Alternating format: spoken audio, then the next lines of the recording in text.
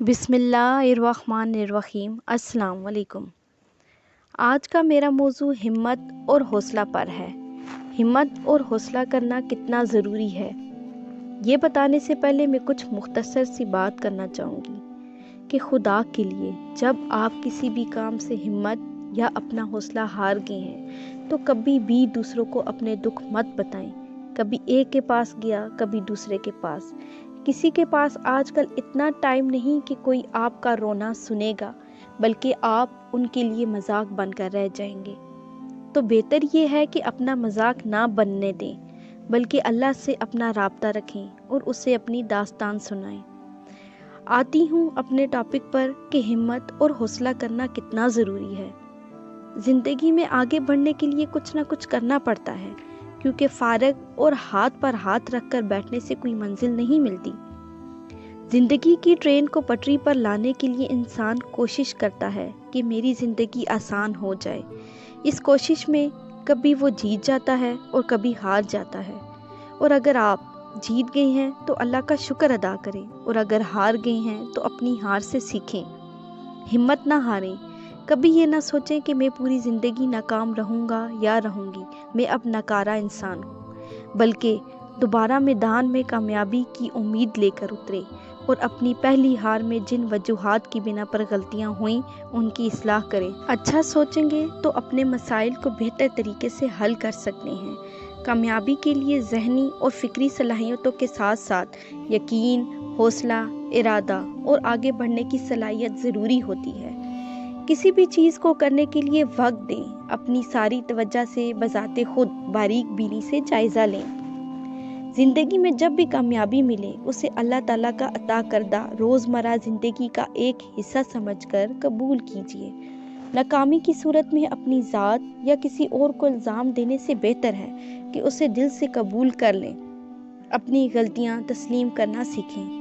महज अना की वजह से अपनी गलतियों से नज़रपोशी करना आपको मंजिल मकसूद से दूर कर देगा।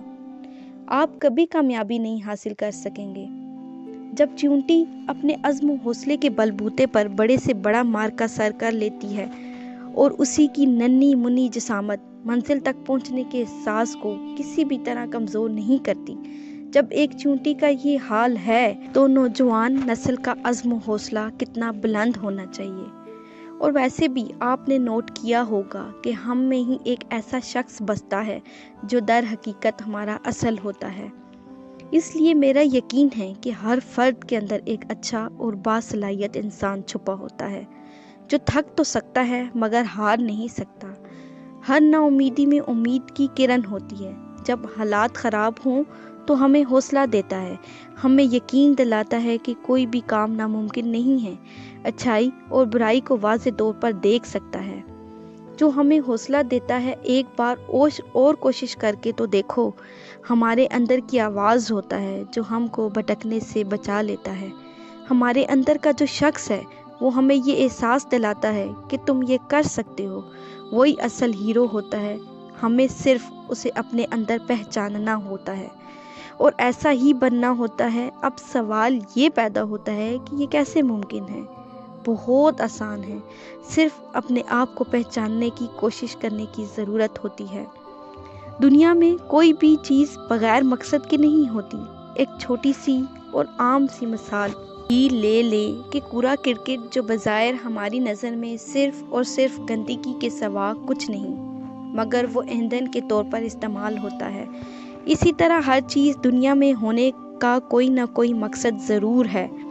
इन चीज़ों से किसी न किसी तरह फ़ायदा ज़रूर होता है, मगर हम तो अल्हम्दुलिल्लाह अशरफुल मखलूक़ात हैं, साहिब शऊर भी हैं। हमारे पैदा किए जाने का भी कोई ना कोई मकसद है।